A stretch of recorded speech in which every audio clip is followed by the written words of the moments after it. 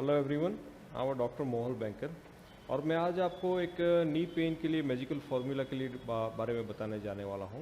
It's called genicular artery embolisation. So me and my partner Dr. Rosal Gandhi, we are based in Ahmedabad. It's a small city of Gujarat into western region of India. And ये technology genicular artery embolisation 2014 में Japan में शुरू हुई and that we are performing right now for knee joint patient in Ahmedabad. तो ये magical formula के बारे में मैं आपको बताता हूँ कि हम क्या करते हैं। अब ये पेशेंट्स के बारे में हम बात करते हैं कि उनको क्या तकलीफ थी।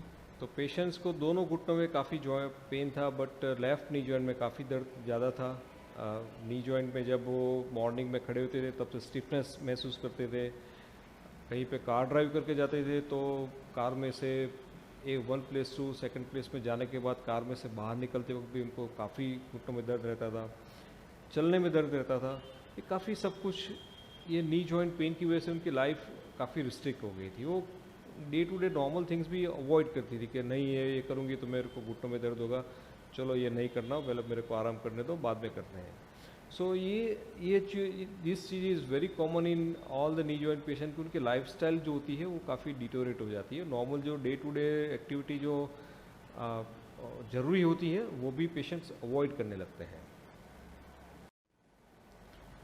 उसके बाद का जो सिनेरियो देखते हैं तो इनको भी और ज़्यादातर सारे पेशेंट्स को दो टाइप की ट्रीटमेंट ऑफर की जाती है। First one is non surgical treatment जिसमें फिजियोथेरेपी आती है, इंट्राआर्टिकुलर इंजेक्शंस लाइक स्टीरॉइड्स और पीआरपी के इंजेक्शन जॉइंट्स के अंदर दे जाते हैं। And second one is surgical treatment जिसमें नी रिप्लेसमेंट सर्जरी आती है, पार्शियल नी रिप्लेसमेंट सर्जरी जिसको ऑस्टियोटोमी कहते हैं वो आती है। और इस पेशेंट की बात करें तो उन्होंने 3 साल से फिजियोथेरेपी कर रहे थे but it was not responding now. Intraarticular injections भी उन्होंने लेके रखे थे स्टीरॉइड्स के, बट शुरुआत के 7-8 डेज़ उनको अच्छा लगा, पर बाद में उनका पेन फिर से आ गया। नी रिप्लेसमेंट की सारे डॉक्टर एडवाइस करते थे बट उनको नी रिप्लेसमेंट कराना नहीं था। So now what to do?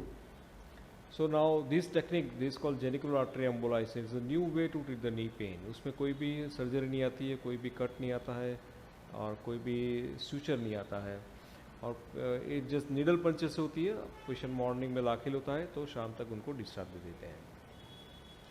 सो हम देखते हैं कि ये जेनिकुलर आर्टरी एम्बोलाइजेशन में हम करते क्या है।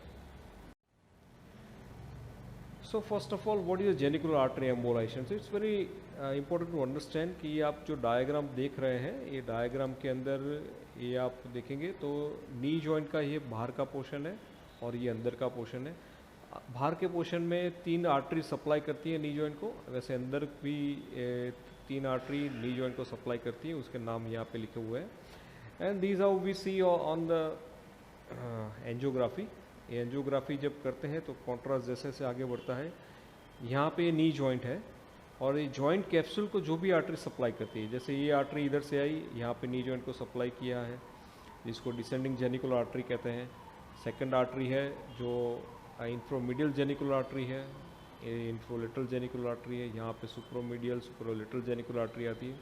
सो ये सारी की सारी आर्टरीज जो होती है उसको हम सिलेक्टिवली कैन्युलेट करते हैं और सिलेक्टिवली कैन्युलेशन करने के बाद हम वहाँ पे जाके देखते हैं कि उसमें वास्कुलर ब्लश मतलब साइटोकाइंस रिलीज की साइट ये है कि नहीं है, ये आर्टरीज में से साइटोकाइंस ज़्यादा रिलीज होते हैं कि नहीं होते हैं।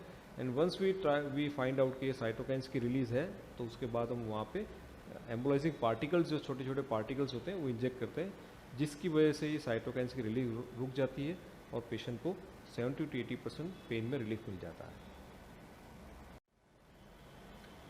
तो आओ देखते हैं कि ये जेनिकुलर आर्टरी एम्बोलाइजेशन में हम करते क्या है। तो फर्स्ट ऑफ ऑल ये डिसेंडिंग जेनिकुलर आर्टरी है। डिसेंडिंग जेनिकुलर आर्टरी की हमने ये एंजियोग्राफी की, एंजियोग्राफी करने के बाद हम नीचे जाते हैं तो यहाँ पे देखते हैं कि ये ब्लैकनेस जो दिख रही है दिस हाइपरवास्कुलरिटी, मतलब वहाँ पे ब्लड सप्लाई ज़्यादा बढ़ गई है और ये जो ब्लड सप्लाई जो बढ़ी हुई है वो इसलिए बढ़ी हुई है कि यहाँ से साइटोकाइंस की रिलीज होती है नी जॉइंट्स कि आर्थराइटिस के लिए वो जो ये साइटोकाइंस जिम्मेदार होते हैं। सो हमने आइडेंटिफाई किया कि ये आर्टरी के अंदर से साइटोकाइंस रिलीज हो रही है। उसके बाद हम उसका ये एंजियो उसमें स्मॉल एम्बोलाइजिंग पार्टिकल्स इंजेक्ट करते हैं, और एम्बोलाइजिंग पार्टिकल इंजेक्ट करने के बाद यहाँ पे देखते हैं सो ये साइटोकाइन्स की रिलीज यहाँ पे दिखाई नहीं दे रही है. So all these vascular blush which was previously seen, ये अभी यहाँ पे देखने को नहीं मिल रहा है. ये आप देखेंगे इधर कि ये जो एंजियोग्राफी के अंदर हम ये जो साइटोकाइन्स की रिलीज ये रुक गई है, तो यहाँ पे क्लियर कट देखने को मिल रही थी. ये आप ये प्री एम्बुलेशन पिक्चर है अपना ये डिसेंडिंग जेनिकुलर आर्टरी का, जिसके अंदर हम ये ब्लैकनेस जो बोलते हैं वो वास्कुलर ब्लश है. और ये पोस्ट एम्बुलेशन पिक्चर है जिसमें arteries intact but vascular blush हमको देखने को नहीं मिल रहा है. So this is the effect of this genicular artery ambulation. Cytokines की रिलीज यहाँ पे हमको एंजियोग्राफी में दिख रहे हैं कि ये रिलीज अभी काफ़ी तक रुक गई है. अभी सेकंड आर्टरी जो इंफ्रामीडियल जेनिकुलर आर्टरी है उसकी हम बात करते हैं. तो इंफ्रामीडियल जेनिकुलर आर्टरी के अंदर हम देखेंगे उसको सुपर सिलेक्टिव माइक्रो कैथेटर से उसको कैन्युलेट किया हुआ है और उसी की एंजियोग्राफी की हुई है, जो कॉन्ट्रास्ट कहीं पे बाहर नहीं स्पीड अप होता देखने को मिल रहा है. और जब उसकी एंजियोग्राफी करके हम देखते हैं तो ये जो वास्कुलर ब्लस्ट देखने को मिल रहा है, ये ब्लैकनेस है जो आर्टरी मेन आर्टरी के बाहर भी ये देखने को मिल रही है. These are the vascular blush and these are responsible for these arthritis. ये साइटोकाइन्स यहाँ से रिलीज हो रहा है और उसमें हम एम्बोलाइजिंग जो पार्टिकल्स इंजेक्ट करते हैं, और एम्बोलाइजिंग पार्टिकल्स इंजेक्ट करने के बाद देखेंगे तो यहाँ पे ये मेन आर्टरी तो इंटैक्ट है बट उसके अंदर का जो सराउंडिंग वास्कुलर ब्लश है वो चला गया है. So similarly this picture is quite nicely seen. यहाँ पे आप इंफ्रामीडियल जेनिकुलर आर्टरी का वास्कुलर ब्लश है. दिस प्री एम्बुलेशन एंजियोग्राफी और पोस्ट एम्बुलेशन एंजियोग्राफी के अंदर ये वास्कुलर ब्लश चला गया है और इसकी साइटोकाइन्स की रिलीज रुक जाती है. And cytokines are culprit for this inflammation, और इन्फ्लेमेशन रुक जाएगी तो आर्थराइटिस की प्रोसेस रुक जाएगी और पेशेंट को पेन में काफ़ी बेनिफिट मिलेगा. नाउ कितना बेनिफिट मिला, तो पेशेंट का रिजल्ट देखेंगे तो almost in this patient 90% pain is reduced.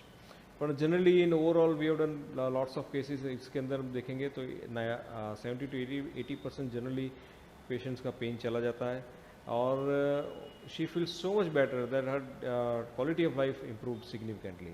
Day to day activity जो भी वो अवॉइड करती थी वो सारी की सारी डे टू डे एक्टिविटी उन्होंने करना शुरू कर दिया है. So now in conclusion, genicular artery embolization is a new way to treat the knee pain, and this is a really magical treatment because there is no surgeries involved, no cut, no suture, no post procedure कोई physiotherapy वगैरह की ज़रूरत नहीं रहती है. और ये करने के बाद उनको नी पेन 70 to 80% चला जाता है. और एक लूपहॉल ये है कि we can not do all this treatment in all the cases. There are 4 stages of osteoarthritis. First to third stage के अंदर हम ये प्रोसीजर करते हैं और फोर्थ स्टेज के अंदर ये प्रोसीजर में इतना अच्छा रिजल्ट नहीं मिलता है. 20 to 30% पेन ही रिडक्शन मिलता है. सो उसमें वो depends on patient to patient हम सिलेक्ट करके ही करते हैं. So thank you for listening this talk. Thank you so much.